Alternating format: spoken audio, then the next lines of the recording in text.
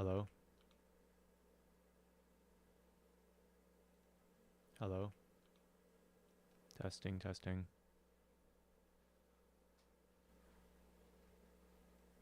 Hello? Testing, testing.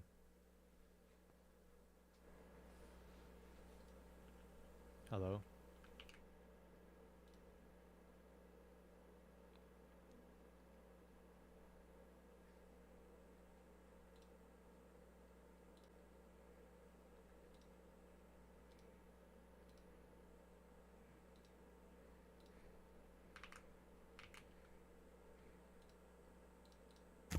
Obviously, we're gonna keep this.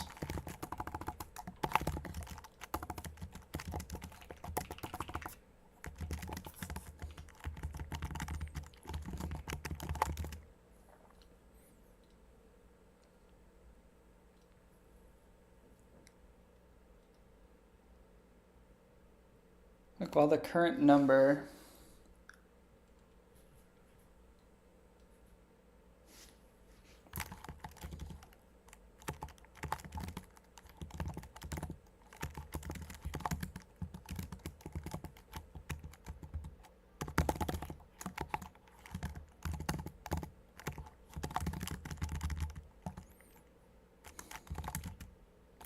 the num ended with our current is not equal to 0. We need to be closing our gap.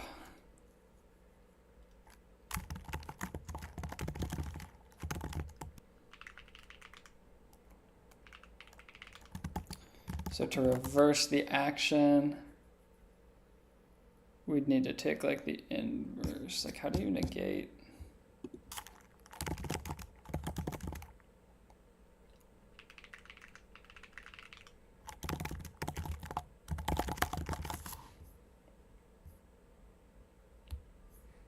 Oh, so it's like the same thing as C. Okay. So here read and equals the inverse. So here we're seeing someone trying to nums L. do bitwise operations And then we in do Python. L plus equals 1. So stupid. Why don't you just do this in C? Wait, hold on. If I pull a Frere, I'm probably gonna get like banned. Let me try it. Yeah? What should I watch? What would Alex pull up? Frere and Aura moments? Except Aura's like an actual character.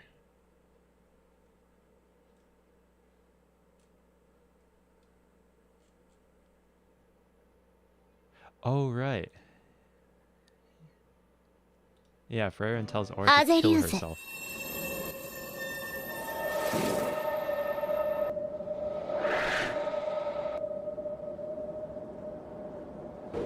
嬉しそうだね、アウラ。勝利を確信しているの。今にわかるわ。早々のフリーレン。あなたの魔力が全てを物語っている。鍛錬を積んだのはせいぜい合わせて100年程度。Okay, I'm not gonna spoil it. Tannenbaum Operating Systems 14th. 4th edition PDF. Where is it? No, pdinda.org/os. Syllabus. Let's go back to Aiden stream actually.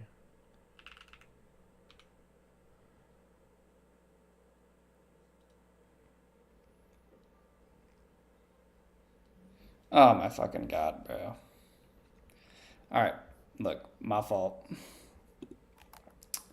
My fault. You told me to use XOR, and I just intuited the wrong position for XOR.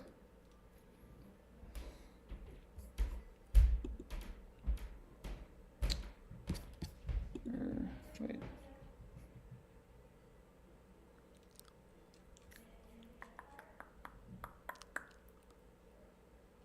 Well, current num not equal to 0. Okay, let's see. So I need to pull up the textbook.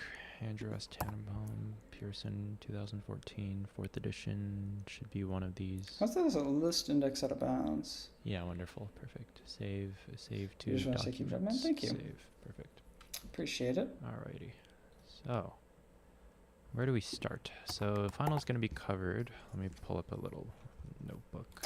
Just wanted to ask for advice on what to do if my Valorant players play. Dude, Where's he asking dude, about? boy, do I have an issue for you. I think you should pull out your util. I think you should pull out your util and ask them to don't run. God, that's BM. That is BM. You guys came in right at the end. Because I actually want to go chill. I'm going to end the stream here. Or actually, Co-stream me. I can probably.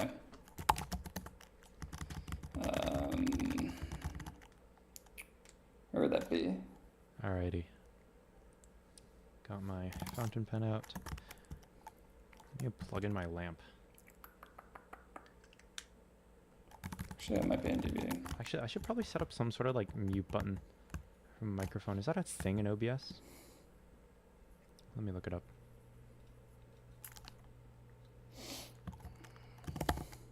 Hi, Hannah.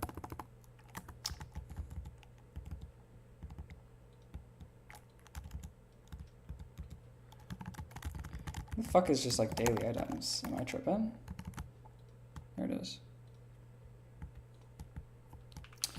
Okay, so here's where I want to like do the slice thing. So I think this is something like I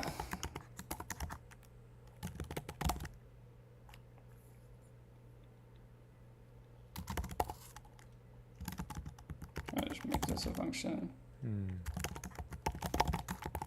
Is there a way to set it to mute? I have no clue. Share recording settings. Is it in settings? Hotkeys. Start streaming. What is return? Scene. Mute. And unmute. I always forget the inner. Should I set this to? What the fuck is the syntax for this? I like always Key forget. combinations shared with unmute act as toggles. I've used Go for like so Control long, N. I feel and like that's a I pretty just good combo. constantly. All right, let's do that. Okay. Control N. So be mapping strings to go. like an array All right, I have a of mute hotkey now. What joy. daily items. I wonder if All I can right. do that. You got Aiden on in the Still no background. LLM. Not for Time to this, study which means you operating guys are systems. gonna watch Joyous. bad code. Joyous. I love operating systems. Alrighty. So, final exam is going to cover lectures 10 through 19. Lectures 10 through 19 goes over the following concepts. So we have device drivers, or devices and drivers, principles and examples. Devices and drivers. And then we have Adding virtual features. memory, Now, right now I'm doing paging and segmentation. like these daily items all come in as just like one large array. So that's like not paging sorted, plus and I want them by virtual location. memory. So like I want to have like Elder mapped to like I'm the pretty items in confident on that Elder, aspect. because I don't know why the fuck So I when didn't it do comes to that. paging and swapping But policies, I I'll needed probably that for like a go over UI that thing more. that I wanted to do. So now I'm just doing And this. also look at Linux implementation, security and protection. Why do you return them as an object instead of an array if there's only a name field? And then file systems. File systems is Because probably what I need to go eventually over for the like most. the I think it's literally just like legacy reasons. Like I used to have like more fields, and then I like deleted the fields. Turn down my desktop audio a little bit. Maybe bad at programming. But should also get some music going on in here.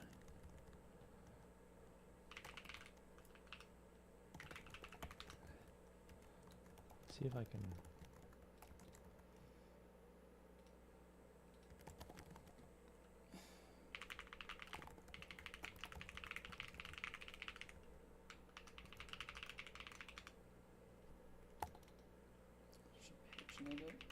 What do you mean by that?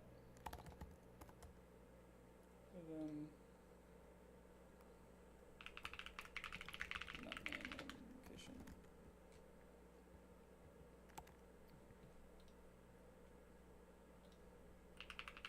Ooh, how do I like extend it? Because like I could do something like this.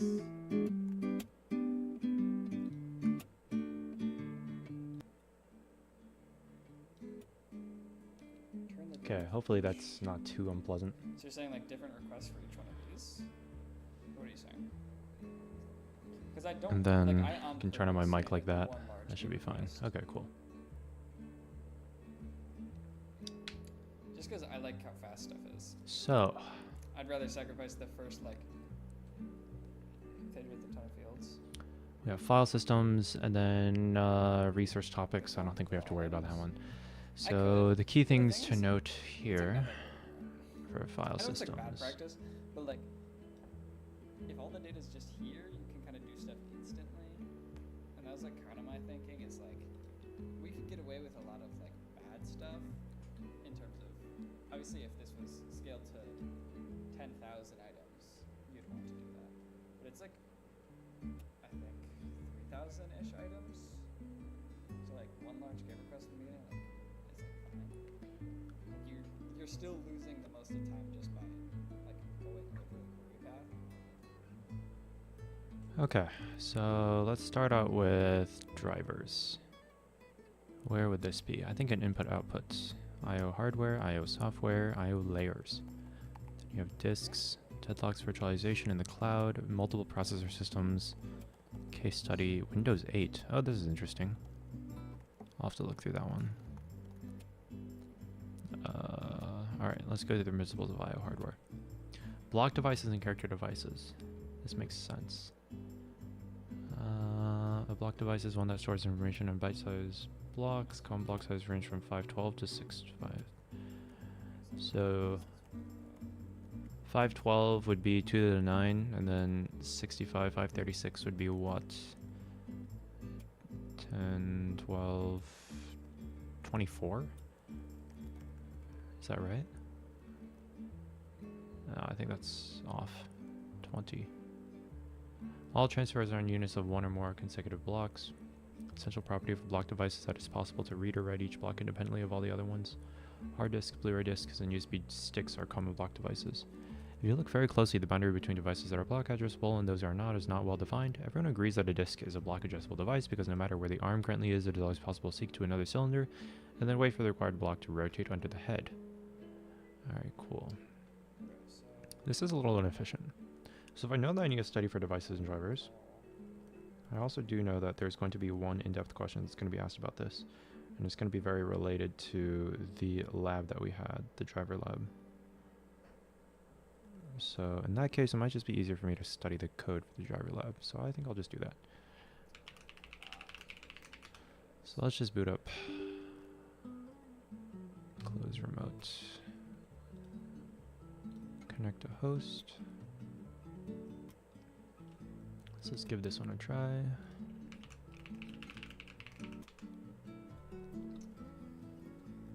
wish I was not an idiot. Instead I have to change it here.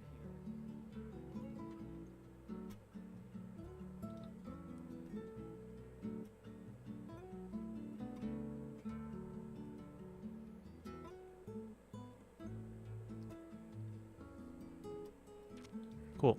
Open folder 343 slash driver lab. Okay. So it might be worthwhile to take a look at the handout as well. So in that case, I'm gonna go over here and then we go to OS pdinda.org/OS.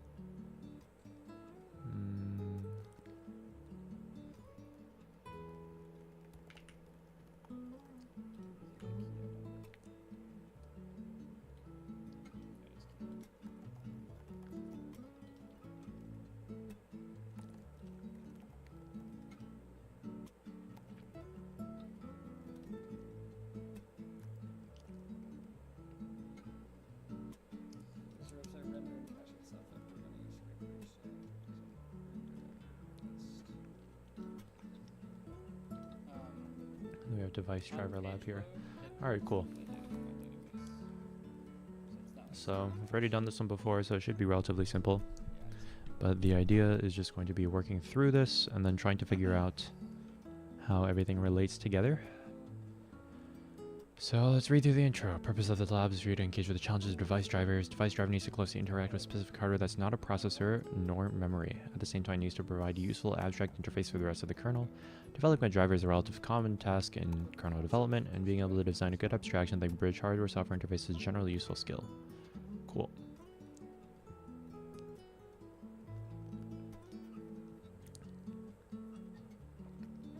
So a couple files here that we need to look at.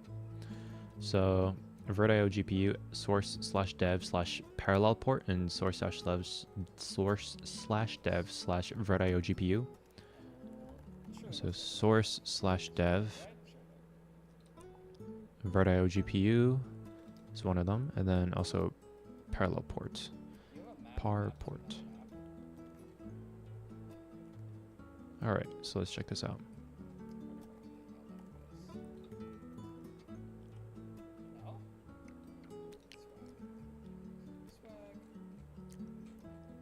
All right. So we have wrappers for debug and other output so that they can be enabled, such disable at compile time using kernel, build configuration, kconfig. Software state of a device. So this is going to be the state character device. So we have a char dev struct. This involves, go to definition. Is it in here? Maybe not. Include Nautilus chardev -h is probably going to be in there. Include Nautilus chardev .h struct chardev dev chardev characteristics currently none. Chardev must be first member nkdev, and nkdev is defined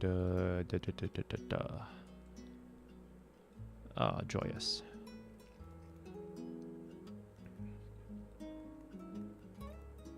Interesting. Okay. Anyways, it's probably not relevant. We're doing IO port, IO starting at this port, base port, interrupt request line that we're on, spin lock, and lock. We also have enumerated, we have ready and busy. Ready is 0, busy is 1. Driver status, cool. Mapping of the registers of the legacy first parallel port into the IO address of an x64, also interrupt. Ah, okay, cool. So the base, define the base port is going to be 0x378 in hex, because that is what it was, I guess. Or that is what it is. Same thing with these parallel ports, that's just what it is in the kernel. Data port is going to be this base port +1, stat port is going to be that, or base port is, data port is going to be the base, stat port is going to be +1, control port is going to be +2. Read, write, read only, and read, write. Cool. So we have register layouts, data register layout.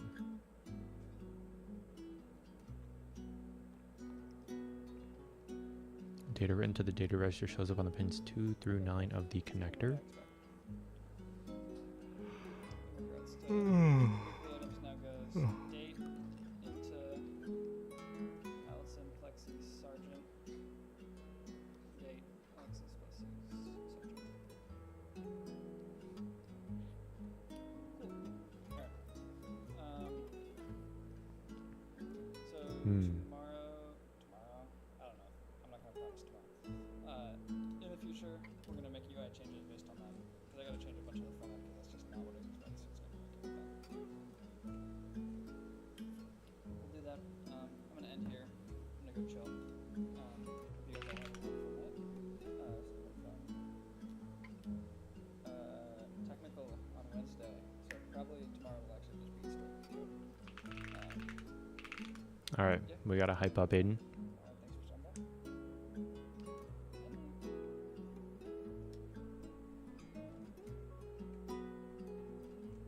Fire flames.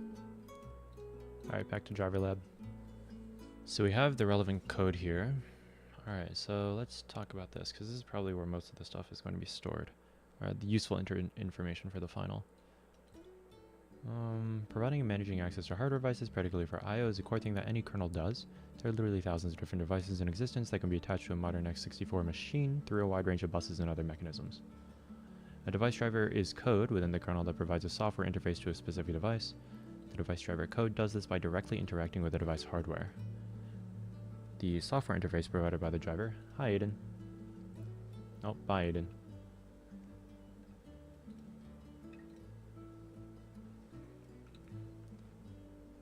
Zero concurrent. Real shit. Device driver code does this by directly interacting. The software interface provided by the driver is abstracted by the driver or other software so that devices that are similar at the conceptual level can be treated the same by the rest of the kernel, even if their device drivers are very different. Okay, cool. So the software interface is going to be purposely abstracted. Oh. Don't want to get a copyright strike.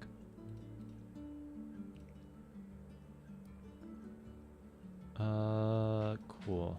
So you want to have the software relatively similar to other device drivers. You don't want it to be super specific. Otherwise, what's going to happen is that your kernel is going to have to manage a bunch of different interfaces, and it's going to be really, really annoying for the kernel dev. So that makes sense. To make this more concrete, consider networking. The common Intel 82576 chip is a chip that implements a gigabit Ethernet network interface. On a typical machine, the chip is likely to be placed somewhere on a PCIe bus tree whose root is a processor. Makes sense. This means that in order to talk to it, we'll also need to understand PCIe. So the 82576 is going to be part of a large family of similar chips from Intel that have more or less the same programmatic interface, an interface often called E1000E. Ethernet 1000? 1 gigabit?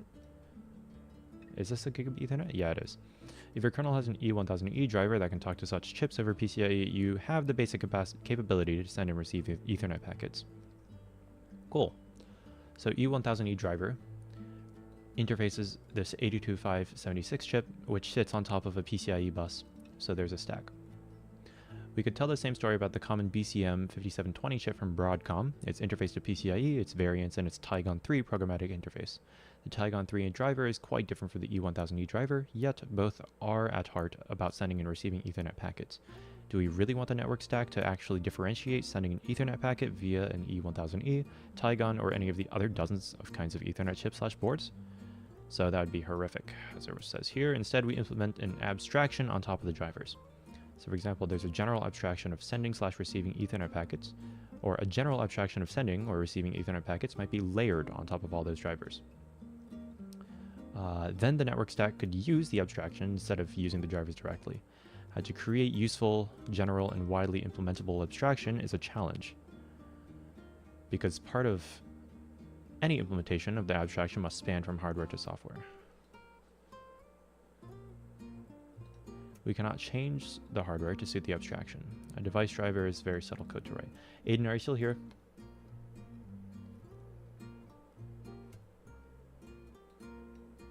Let me see.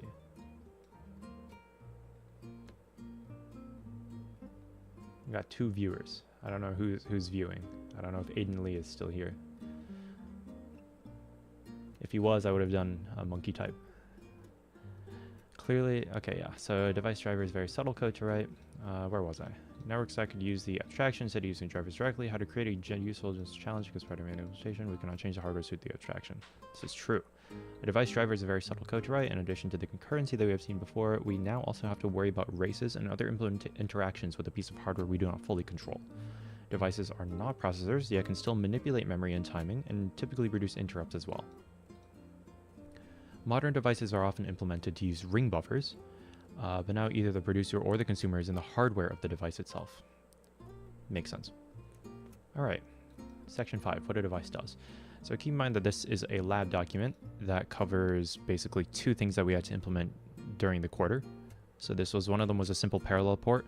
The other one is a VirtIO GPU that was skeletoned, and then we finished it. So there are a couple of commands that we had here. And then, yeah, finish up the rest of them. So, what does a device do? A hardware device operates independently of the processor, but provides an interface that kernel code running on the processor, such as the device driver, can interact with. This interaction goes both ways. We have the model and the interface, section 5.1. We typically think of the device as comprising a state machine that is driven by events coming from the driver and from internal and external sources. Typically, the device exposes some of its registers for manipulation by the device driver. Note that these are are at all not the same thing as the registers of the processors or of the processor. In order to read and write the device's registers, they must be made visible to the processor. On x64, there's two ways to do this. Okay, so you have PMIO and MMIO. This is probably important to write down. So PMIO is going to be registers accessed via a special I/O address space using special instructions called in and out. The parallel port uses PMIO. So you use special instructions, in this case in out, to actually reference the specific port that the driver lives on.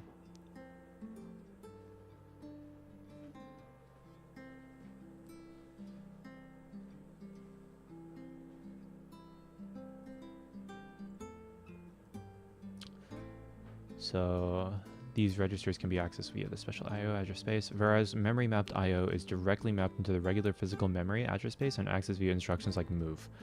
But because this memory is not real, it can't be cached, and reads and writes must not be reordered or discarded by either the compiler or the hardware. So this is relatively important, just as an example, because, for example, let's say you have a device where you want to set something in memory, like a flag, to 0, and you wait for it to become 1. So the C code that you would write literally is, here, let's see if I can just make a new file really quick. Text file. So you'd literally write like register 0 or start or something like that is equal to 0, right? And then you would want to then wait for this register to become 1, because that's something that the device will do. So the device will set this register to be 1 when it's ready. Ready could mean like the data is going to be there or something or other. So what would you do? You do while read register start. Holy Copilot. So this would work, although read register kind of abstracts this, so I think I'm just going to do while register start. So literally while register start, or maybe I should write this out so it's even clearer. While register start is equal to 0, you wait. The funny thing about this is that if your compiler sees this and it sees that it's just going to go into an infinite loop here, it's just going to it's going to get rid of all of this, because it's like, why am I doing this anyways? So in C, there's a couple ways that you can go about this. One of them I think is inserting volatile. How do you spell volatile? Volatile. Yeah, something like that. Int register start. And then that's going to prevent the compiler from actually discarding this entire statement. Alternatively, you could also just... Actually, what other things are there that you can do? Not quite sure. The only one I know of is volatile. So, don't save. But that's the idea behind memory mapped, and why it's a little bit dangerous is because you need to have the distinction that the memory that's sitting at that specific address the device driver is on, or that a device is on, is not actually regular memory, and that you cannot treat it and cache it as such. So let's write that down. MMIO. Registers are mapped into regular physical memory. Now, the other thing that I never quite understood is what happens when you have address spaces. Because are these memory mapped I/O devices mapped into every single address space that you have in your computer? And if so, doesn't that mean that it has to live within the 12-bit offset? So surely not, right? Although, I guess it wouldn't matter if you had an address space, because the only reason why that would matter for your address spaces is if it can live in like the TLB. So in this case, if you have an address space that's somewhere, you call a load or store or something, or move to those physical memory addresses, or virtual memory addresses in this case, you would be able to use your traditional like virtual to physical translation structures to find that it's actually a device. I think that's doable. but it's probably something I need to clarify. Registers are mapped into regular physical memory. Cannot be cached or reordered, discarded. So that's an important distinction to make. The hardware state machine can also create events for the processor. This is typically done by interrupts. Interrupts force the processor to switch to kernel mode and start executing at a well-defined entry point, typically in the device driver. Both of your devices raise interrupts, so that's very normal. We often want to transfer data to and from the device. There are essentially two ways to do this. You have programmed I/O. Here, the software, the device driver reads, writes memory, and writes/reads the device register directly. The parallel port uses PIO. So everything has to be done by the CPU, basically. Direct memory address, DMA. Here, the software, the device driver tells the device where in physical memory the data is coming from / going to. And the device reads, writes memory accordingly. DMA is usually implemented as gather/scatter, meaning that a single unit of data can be fragmented across multiple disjoint chunks of memory. So the GPU uses DMA. That's interesting. So on a sophisticated device like the GPU, DMA is also used for more complex control of the device than would be sensible using the registers alone. A common abstraction is a producer-consumer queue, usually implemented as a ring buffer, in which the producer or consumer is a hardware device. Often what is queued is a gather-scatter list for further DMA. The driver creates a higher level command by building a linked list in memory, then it queues a pointer to the head of this list in a ring buffer. The device dequeues the pointer using DMA, then uses DMA to walk the linked list to recover the command, then executes the command, which might involve further DMA, which might result in an interrupt.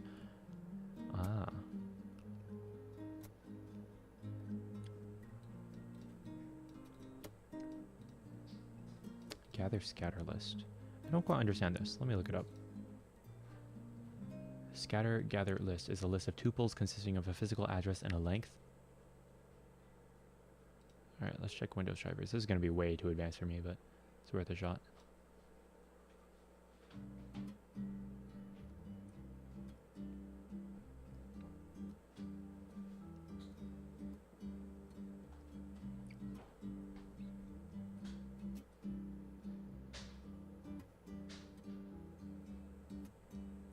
Drivers that perform system or bus master packet-based DMA can use support routines designed especially for scatter/gather DMA. Packet-based system DMA. They can also get scatter-gather list and put scatter-gather list. Devices not due to have any built-in scatter-gather support for its driver to use these routines.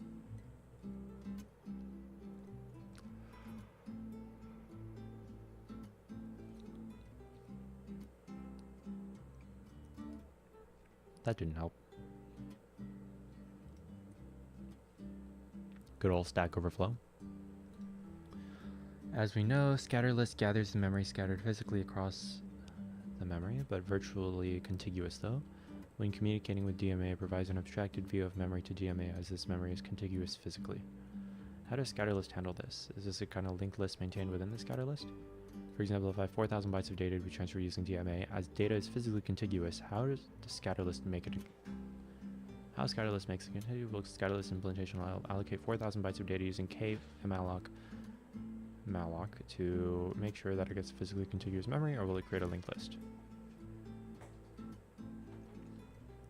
Struct scatter list in Linux kernel is scatter list that might be supported by a specific DMA controller. In both cases, they're not contiguous. This is like an array in the first case and linked list in the second, so array in Linux kernel and linked list in the DMA controller. When you call DMA engine prep slave SG, the actual DMA controller driver converts it to the internal structure, which might be a copy of the SG list, scatter gather list. Okay. A new scatter gather list that fits in the maximum DMA block size boundaries, the DMA hardware linked list, and so on. Depending on the DMA controller driver, let's consider recently added driver/DMA/HSU/HSUC. The initial scatter gather list is copied and supplied to the hardware in chunks by at most 4 DMA hardware descriptors. After finish of each block, it gets an interrupt and continues if the initial amount of items is more than 4 until everything is sent/received.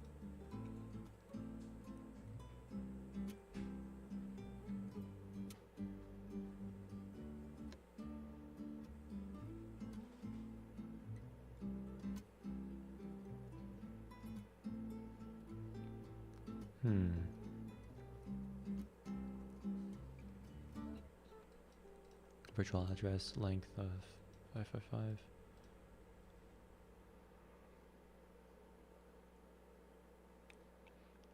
Oh, interesting. Okay.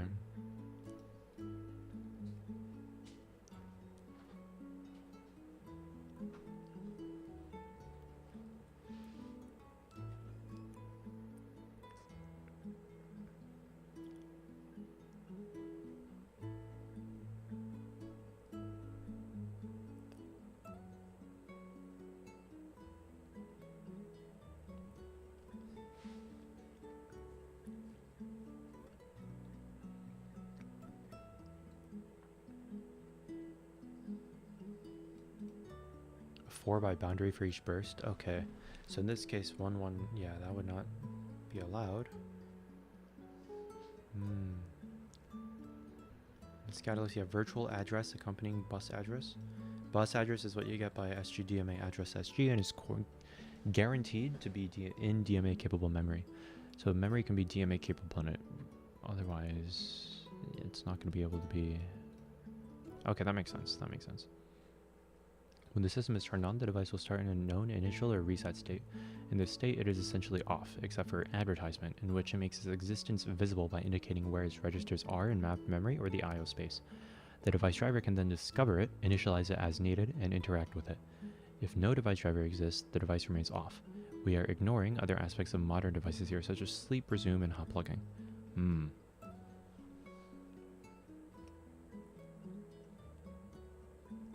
Device driver has a following lifetime. I feel like this is going to be important to know. Discovery, initialization, registration, operation, and teardown. Okay. Okay. That makes sense. So, lifetime. Taking notes, lifetime. So we have discovery. Then we have initialization. I'm just going to shorten that to init. Then we have registration. Then we have operation. Then we have teardown.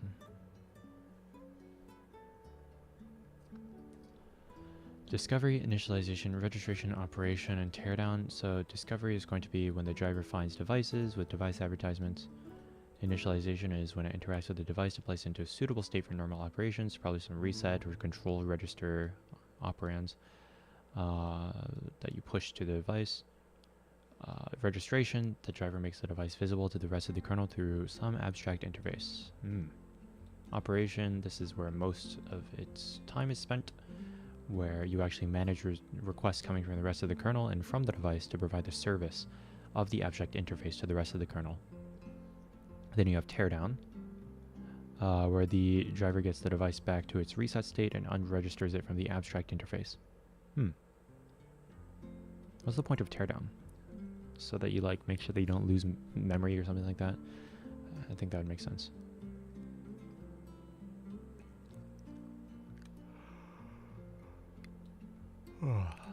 Okay. Highly dependent on the device itself as well as the abstract interface that a driver must provide to the rest of the kernel. So device frameworks.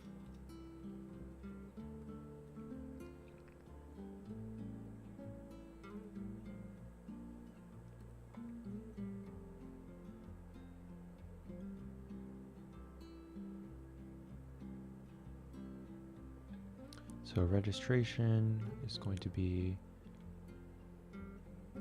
makes device visible to the rest of the kernel.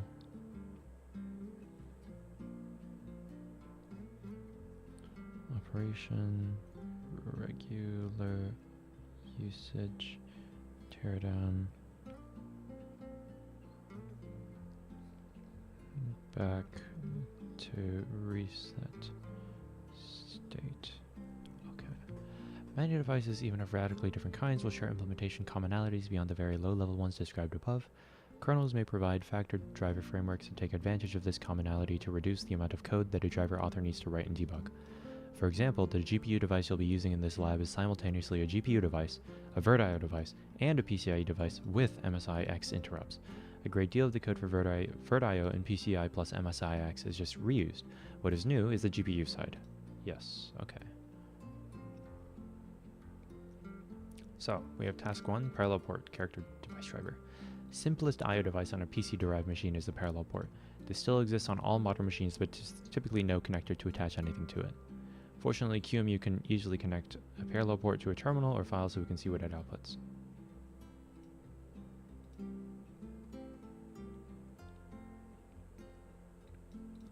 The concept of a parallel port is this. You feed it a byte, and it outputs the 8 bits of the byte via 8 wires on the connector. If you want the attached device to notice that the output byte has changed, you can also strobe a different wire by driving a high and then low to essentially clock the data to the attached device. Makes sense? Technically, a parallel port can also input 8 bytes at a time, but will not use that capability or other features like EPP, ECP, nibble mode. In this lab, we'll only use the legacy first parallel port LPT1 that dates all the way back to the first IBM PC from 1981, where it was used to connect to a printer, but soon was used almost like how USB is used today. This first parallel port, if it exists, is in a well-known place, which makes discovery easy. We have constructed the discovery initialization code for you. The parallel port driver, include dev parport H and source dev parport C, is implemented within Nautilus kernel's character device abstraction, include Nautilus character dev.h. The purpose is to show you how a driver for a specific kind of device can fit within a more general abstraction, allowing the kernel to use the driver without being aware of its internals. So there's a stub, has detailed comments. If you're reading the code, start with nkparport.init, or nkparport init. The parallel port device has 3 1-byte wide registers, control status and data that are used by the driver to interact with it. This is here. These registers are accessed using a port mapped I/O as described earlier. The Nautilus kernel functions inB and outB execute the relevant instructions. Control register allows us to configure and control the device. At startup, we use this register to set device into output mode, reset the attached printer, and arrange to have every acknowledgement of the receipt of a byte by the printer to raise and interrupt that vectors the handler within the driver. That is, when the attached printer has a current byte you are sending to it, it will interrupt you to let you know. Attached printer's current byte. Oh, cool. Okay. A status register provides considerable information, but the main thing that we will care about is the busy bit. If the printer is busy, we will wait for it before outputting the next byte to it. Note that for electronics level reasons, the busy bit is active low, meaning that true is represented by 0, while false is represented by 1. Several other bits in the control and status registers are similar. Active low.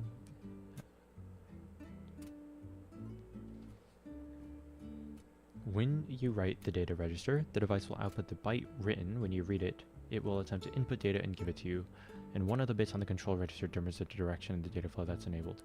We expect you to write the code necessary to allow the parallel port drive to successfully handle the use of the chartest shell command for outputting data to the port. The status and write chart of interface functions need to be functional. Your implementation should use interrupts instead of polling. To put this into context, our implementation adds about 30 lines of code to the stub implementation you already have. To write a byte, you'll take the following steps. Poll, use the control register to set the device to output mode, write the data byte, strobe. Interrupt will then occur when the attached printer has acknowledged your device, or has acknowledged your byte. Timing is important on real hardware. The device is thousands of times slower than a processor. As a consequence, it's often useful to insert delays. One function to do so is I/O delay, which is about a 1 microsecond delay. To test your implementation, you will run Nautilus kernel using the run script, and then you'll issue the command chartest parport 0 w26. If you're successful, the letters of the alphabet will appear in the file parport.out. The actual test is occurring can be found in the handle chartest function in source Nautilus chartef.c. Alright, so let's see here. We have parport C, and we have a couple of functions.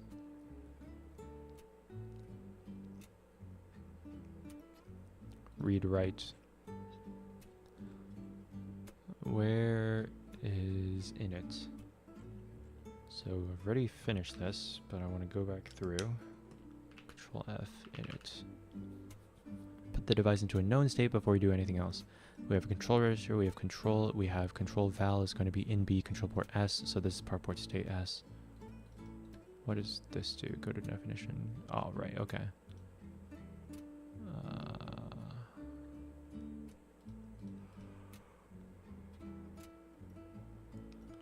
Man, Kind of want some ice cream, but it's not a good idea at this hour. I really want some ice cream, actually. Should I go get some ice cream? Okay, I'll finish this first. Put the device into a known state before we do anything else. Control dot val nb control port s debug initial control value.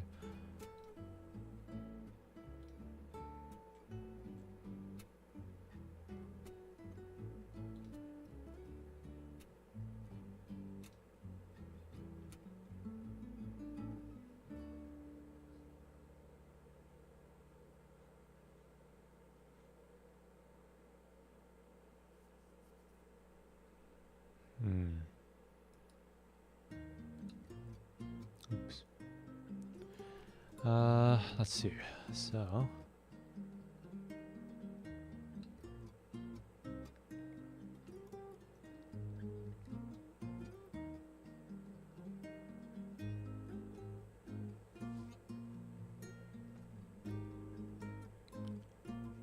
set the port to output with interrupts enabled and printer selected. Okay, so control val.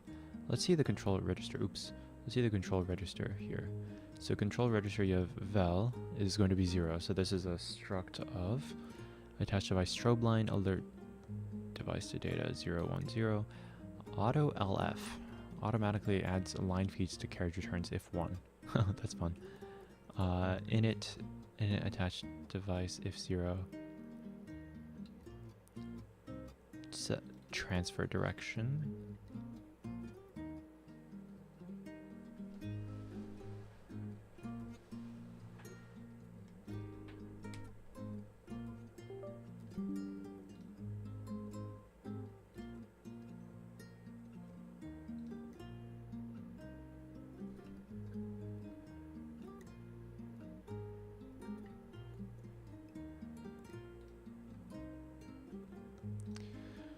Select transfer direction 0, write to attached device.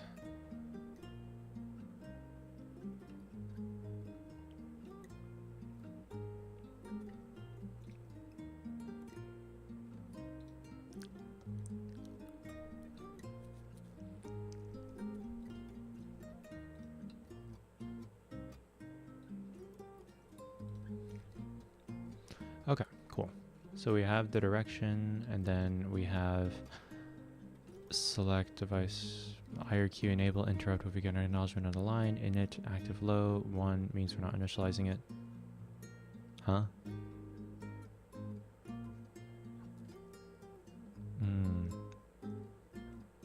So when do we actually initialize it? Let's see. Control init. Is there another init that gets called somewhere? Init s.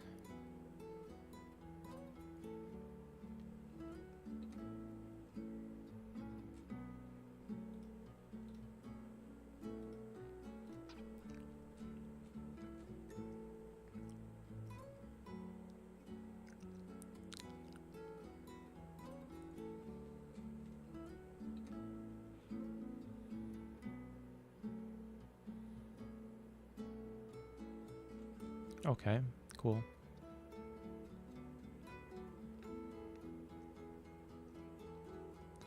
Get characteristics, wait for attached device to be ready, read write. Okay, so this is where it actually gets funky. So this function and the interrupt handler are where the action is. Reads and write operations are very similar. So they have share code here. Powerport state S. Cool. RC is equal to -1. Control register control. Stat register stat. What does stat correspond to? Same thing, I think, right? No. Reserved, interrupt asserted. Stat reg. Attached device error line. Attached device select line. Attached device out of paper line. Acknowledgement line. And busy line. Okay, cool. So the thing that we're going to want to pull, acknowledgement busy select. This is read only. Oh, okay. Select line, interrupt. Cool.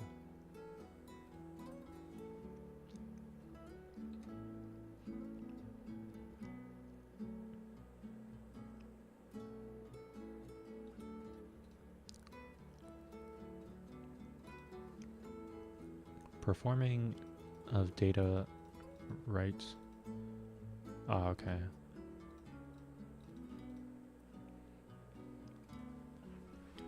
Get exclusive control, state lock as state conf. Okay, if an operation is currently in progress, we can't do this IO. So basically, if driver status is not equal to ready, debug driver is not ready, RC is equal to -1, error, go to out.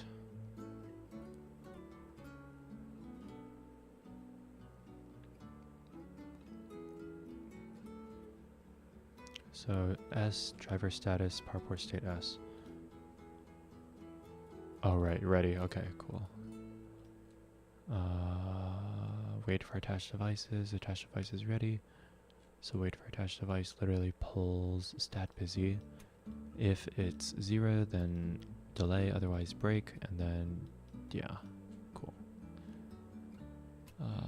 This actually debugs twice. That's kind of funny. Actually transmit/receive data. If right, then mark the driver as busy. Set directionality to output using the control register.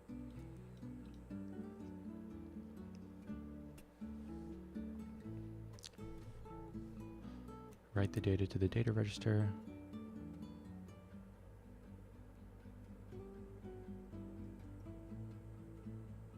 Why do I have a random...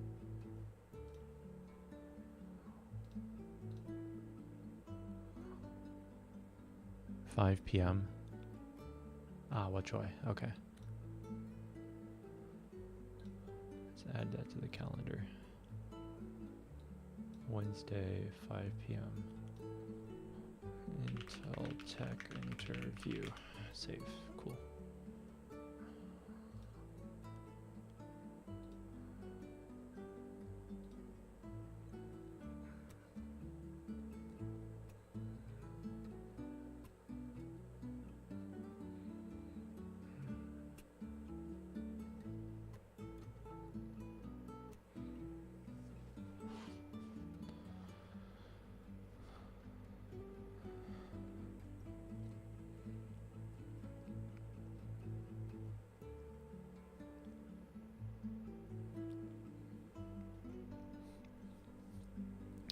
So we want to write the direction, write the data, strobe the attached device via the control register. Strobe is 0, out B.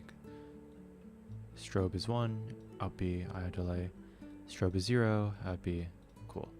And then what happens? Operation complete, RC is equal to 1, return RC.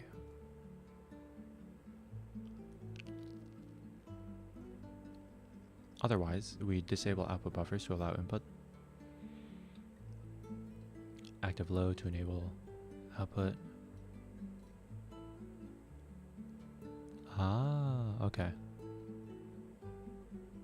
Actually input the data.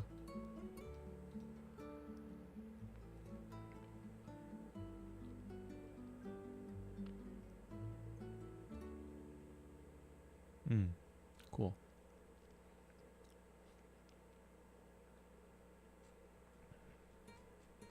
It's very simple.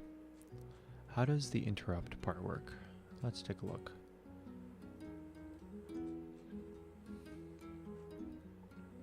Once you have basic output working, you also start seeing interrupts. You're not done. You need to figure out how to use the interrupts so the code is efficient, and test code will know that it can print the next character. You'll need to manage shared state in both the interrupt handler and the read-write function to do so. So is there actually an interrupt thing going on here?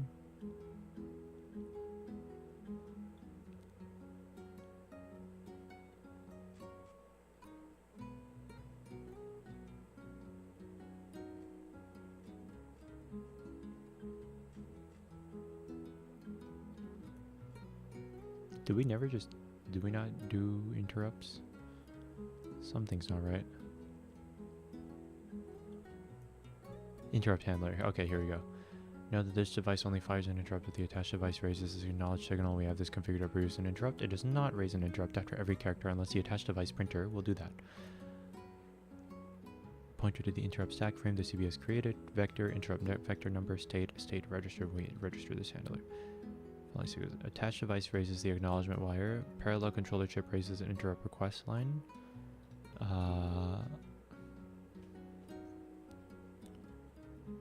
Interrupt controllers here an IO APIC, which is what the IRQ is wired to. Route the interrupt to the relevant APIC. Each CPU has an APIC.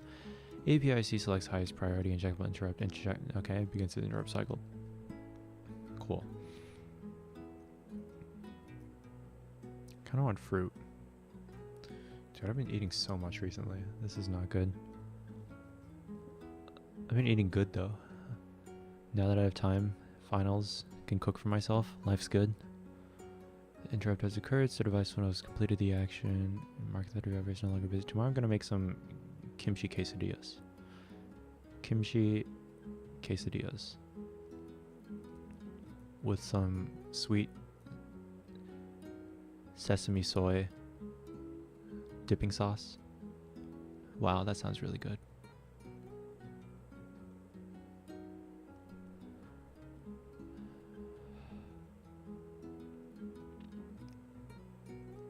Okay, so interrupt has occurred, so the device has completed the action. Mark that the driver is no longer busy. Driver status is ready. Signal anyone waiting on the device. NKDev signal.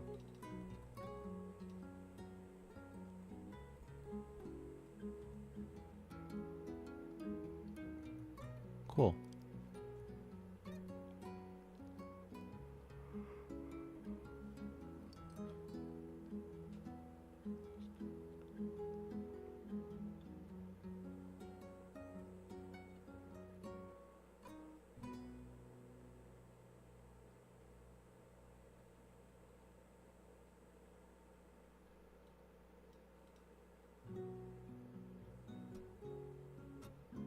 Common problem understanding port map.io. For port map.io, like the parallel ports, come to make a copy of the contents of register in memory, configure, modify it, then write it back to the device.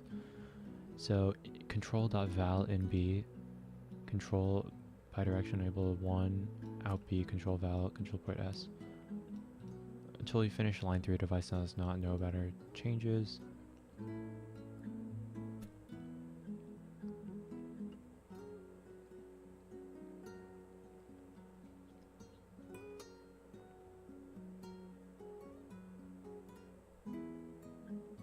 Okay, cool. So parallel port makes sense. So what are the key things about the parallel port? First of all, you have to initialize to a known state where you have val is equal to 0, select is equal to 1, init is equal to 1, and IRQ is equal to 1. So we want to set interrupts.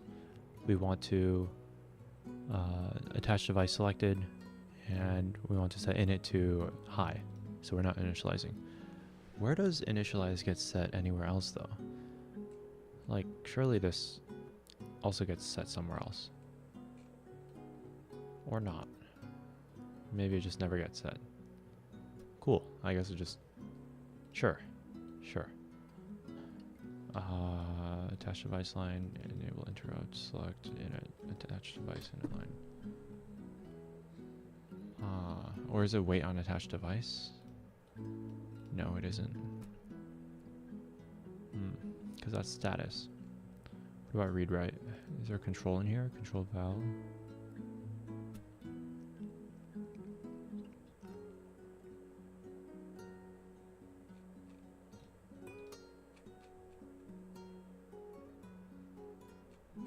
Or is it in chardev.c? I don't have that in there. Too lazy to pull it up, but it should be fine.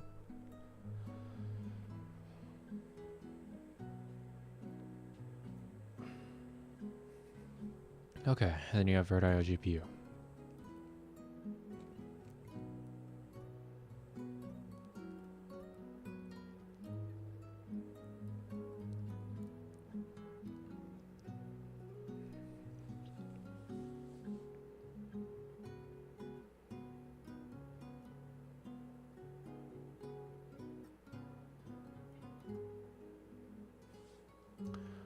The goal of this lab is to implement a more complex device. Honestly, before I do this, I am going to go get some water.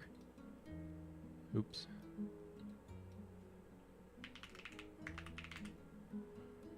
Oh, okay. What joy.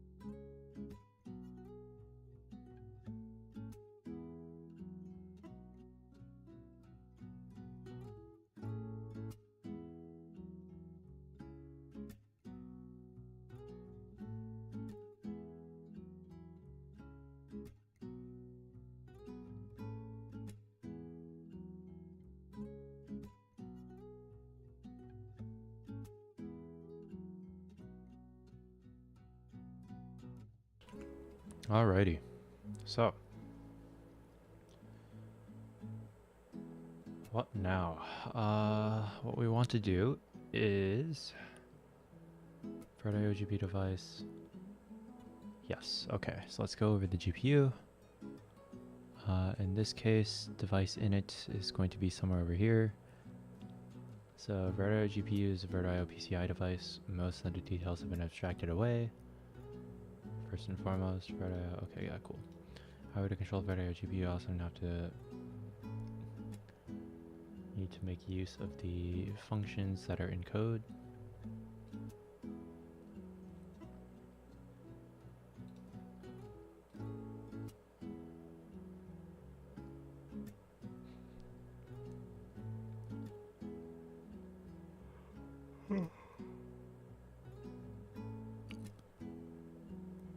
VirtIO PCI.h provides atomic load and store functions to read and write them correctly.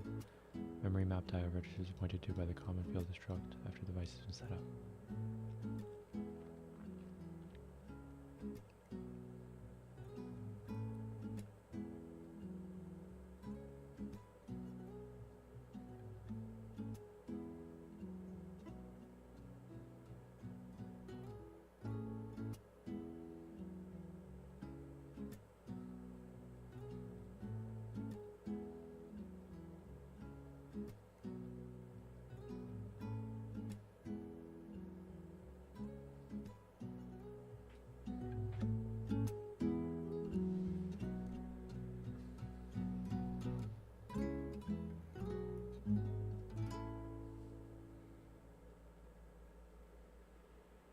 Was good, Cole.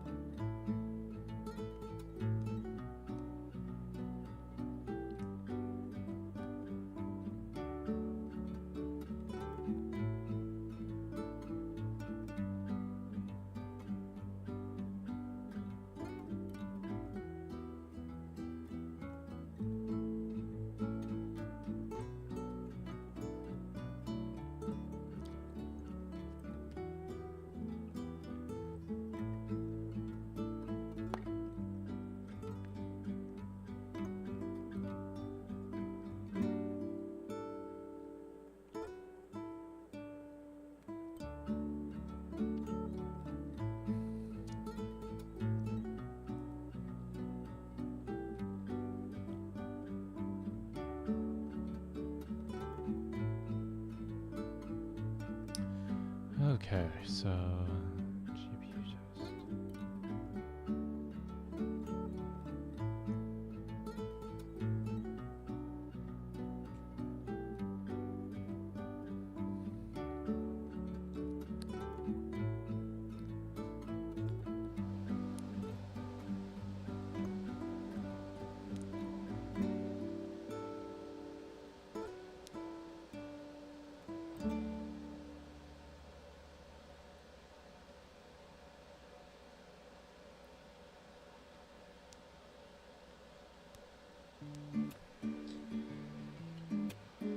Alrighty.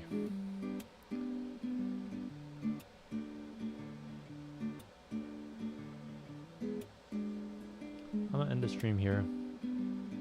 Come back later, keep studying. I'll be back.